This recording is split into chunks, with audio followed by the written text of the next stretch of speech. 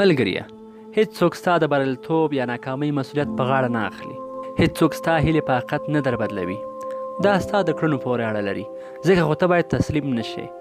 دا ستا هیلې دي او ته یې سرته رسولی شې. هیڅکله هغه څه لپاره چې ستا ارزښت نه لري مه پاتېږه. که چیرې دردېږې، که چیرې د غمونو سره مبارزه کړې، که چیرې هره ستونزه شاته پرېږدې او مخته ځې، نو مه تسلیمېږه، ځکه ته حتما خپلو هیلو ته رسېدونکی یې. هر څه به سم شي، ځکه د هر باران پسې رنګین کمان منځته راځي.